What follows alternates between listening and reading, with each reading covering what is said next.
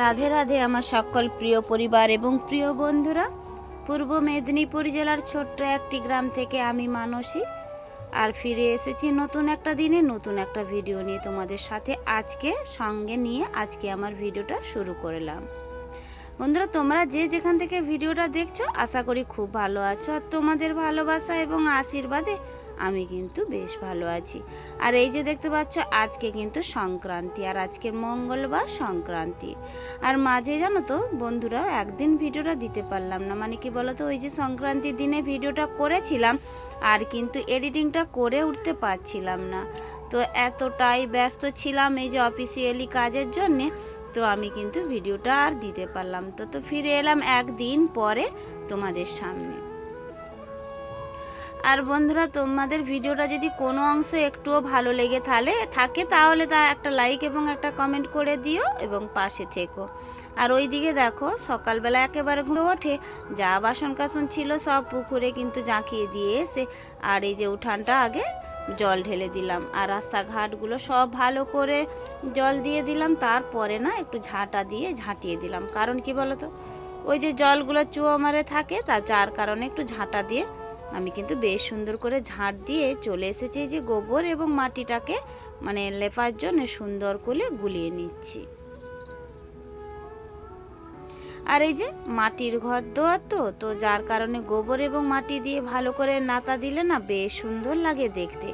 আর মাটির হোক বা পাথরের হোক, সুন্দর করে যদি পরিষ্কার পরিচ্ছন্ন করে যত্ন করে যদি কাজ করা হয় না, মাটির ঘরও কিন্তু আমাদের ক্ষেত্রে স্বর্গ, তাই না বন্ধুরা?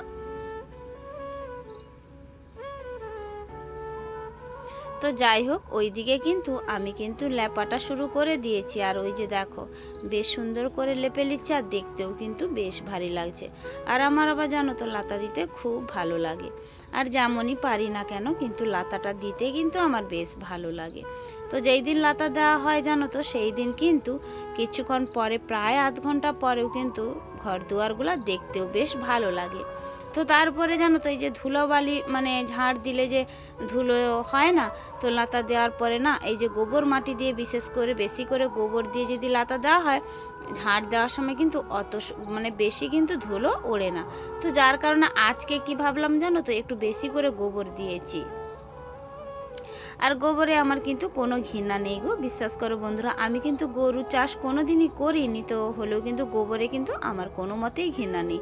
তো যার কারণে বেশ সুন্দর করে কিন্তু এর ঘ্রাণটা আমি নিতেও পারি এবং কাজও করতে পারি।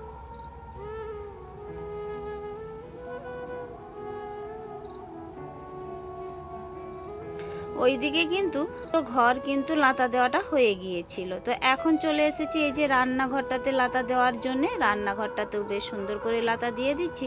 আর উনুনটাও দেখো ভারী সুন্দর, কিন্তু আগের দিনের কিন্তু সুনিতা বোনও আমাকে কমেন্ট করেছিল যে উনুনটা কিন্তু বেশ ভালো, এবং সুপ্রিয়া দিদিভাইও কমেন্ট করেছিল যে উনুনটা নাকি গ্যাসের মতো। তো যাই হোক, আমি আমার নিজের জিনিসকে নিজেও প্রশংসা করছি যে ভারী সুন্দর উনুনটা, আমার কিন্তু খুব চয়েসফুল হয়েছে। তো যাই হোক, ওই দিকে আবার আগের দিনের ভিডিওতে সুপ্রিয়া দিদিভাই কিন্তু কমেন্ট করেছো শীতকালে চা খেতে কিন্তু বেশ মজা। তো হ্যাঁ গো দিদিভাই, তোমাকে সবার প্রথম জানাই অসংখ্য অসংখ্য ধন্যবাদ ভিডিওটা দেখার জন্য আর আমার পাশে থাকার জন্য। তো যাই হোক, হ্যাঁ চা খেতে কিন্তু বেশ ভারী মজা। আবার কি বলো তো, চা খেলে না আমাদের আবার খিদাটাও বেশ মন্দা হয়ে যায়। আর আমি জানো তো ভীষণ চা খাই, তোমরা তো সবাই জানো। তো যার কারণে কিন্তু আমার কিন্তু খিদেটা কিন্তু এখন বেশ মরে গিয়েছে। আর এখন বলতে পারো খাওয়ার চাহিদা কিন্তু খুব কম, আর এখন কমেও গিয়েছে। তো যাই হোক, চা খাওয়াটা যেমন বেশ শীতকালে আরামদায়ক, আবার কিন্তু ক্ষতিও কারক। তো তোমাদের সঙ্গে কথা বলতে বলতে কিন্তু বেশ সব কাজ শেষ হয়ে গিয়েছিল। তো এখন ফিরে এসেছি একেবারে চান করে, জানো তো চান করে আর এই যে মাথাটাকে একটু হেঁচড়ে নিচ্ছি।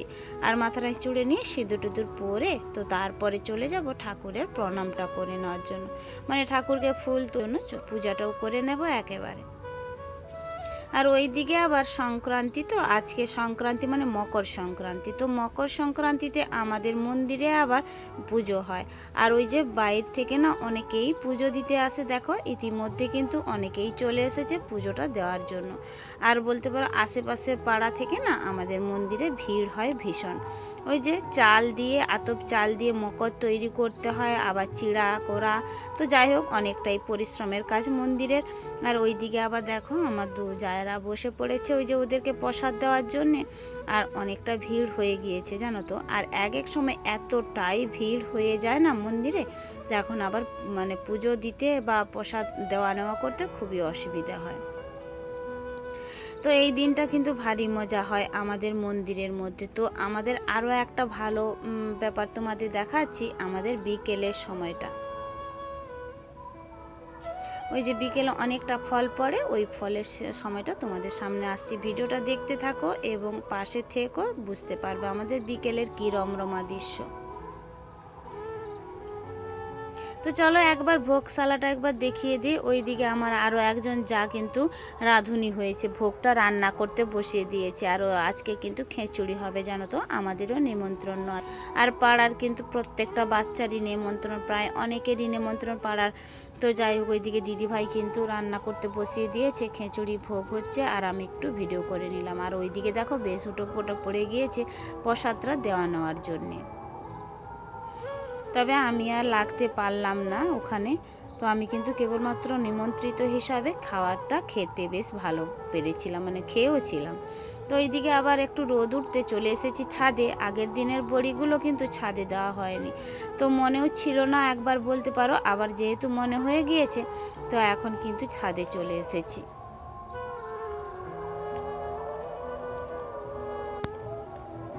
তো বন্ধুরা ছাদটার থেকে নেমে একেবারে কিন্তু এই যে রান্না বসিয়ে দিয়েছি। ওই যে বলেছিলাম নিমন্ত্রণ বলতে আমারই একারই নিমন্ত্রণ ছিল। তো তোমাদের দাদাভাই আবার খিচুড়িও তো পছন্দ করে না, তো তার উপরে কিন্তু ও খাবেও না, তো যার কারণে ওর জন্য আবার রান্না করতে হলো বাড়ির মধ্যে। তো এই যে মানে কিছু ভাজাভুজিও করেছিলাম আর আরেকটা সবজি করেছিলাম। তো যাই হোক ওইদিকে রান্না মানে ফুলকপির রসাটাও করেছিলাম। রান্না বান্নাটা কমপ্লিট করে আবার এই যে বাসন কোসনগুলো ধুয়ে নিলাম, আবার কিন্তু চলে যেতে হবে। আজকে কিন্তু মানে সব অফিস আদালত খোলা, কেবলমাত্র রাজ্য সরকারের স্কুলগুলো ছুটি, তো যার কারণে আমাদের কিন্তু কোনো রেহাই নেই, আমাকে একটু বেরোতে হয়েওছিল। তো চলো এখন কিন্তু ফিরে এসেছি এই যে বিকেলবেলা যে ঘটনার কথা বলেছিলাম না, এই যে দেখো ফল ভাগ করার সময়। আর ভীষণ দেখো সবাই মিলে ফল ভাগ করতে বসে পড়েছে, মানে ক ভাগ হবে মানে পাড়ার কজন অংশ সেই হিসাবে কিন্তু ফলটা ভাগ প্রতি বছরই হয়ে থাকে।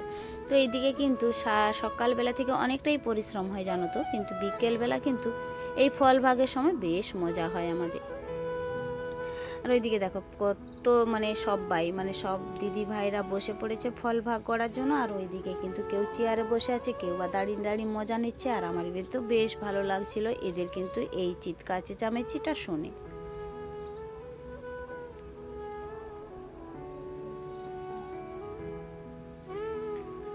চলো এখন কিন্তু সন্ধ্যের একেবারে কাছাকাছি ফিরে এসেছি যে রাতের পিঠা বানাতে। রাতের পিঠা বলতে মানে খুব তাড়াতাড়ি তৈরি করতে বসে পড়েছিলাম আমি, যেহেতু বাড়িতে একা, মানে ওই যে আমার যে যাটা ও কিন্তু আমাকে করতে দিল না, বলেছিল যে একসঙ্গে করবে বলে, তো এখানেই চলে এসো। তো দেখো বন্ধুরা আমিও কিন্তু চলে এসেছি। আর আমাদের কিন্তু এইভাবে কিন্তু বেশিরভাগ দিন একই সঙ্গে হয়, তো তোমরা তো জানো সবাই। তো যাই হোক চলে এলাম একেবারে পিঠা বানানোর জন্যে। তো বিকেল এখনও আছে কিন্তু খুব সন্ধে হয়নি, তো তাড়াতাড়ি করে নিচ্ছিলাম, কারণ সন্ধেবেলা যে যার কাজ আছে। আর ওদের কিন্তু গৃহস্থ পরিবার, অনেকটা বাচ্চা কাচ্চা নিয়ে ঘর, তো যার কারণে কিন্তু দু রকমের পিঠা হবে বলে কিন্তু বসেও পড়েছিলাম।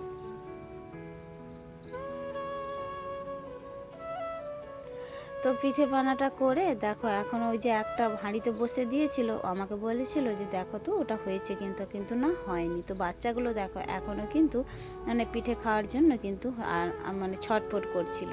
তো ফিরে এলাম একেবারে রাতে, ওই যে বড়িগুলো রোদে দিয়েছিলাম, বড়িগুলো তুলে নিয়ে এসেছি। তো তো বড়িগুলোর জায়গায় বড়িগুলো রেখে দিচ্ছিলাম।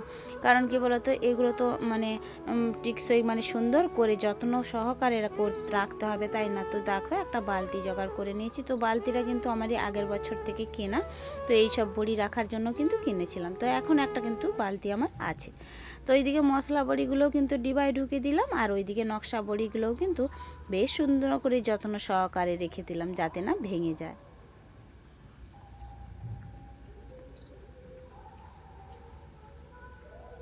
তো তাহলে চলো বন্ধুরা, আজকের ভিডিওটা এই পর্যন্ত, এখানেই আমি সমাপ্ত রাখছি। ফিরে আসছি নতুন একটা দিনে নতুন একটা ভিডিও নিয়ে। টাটা।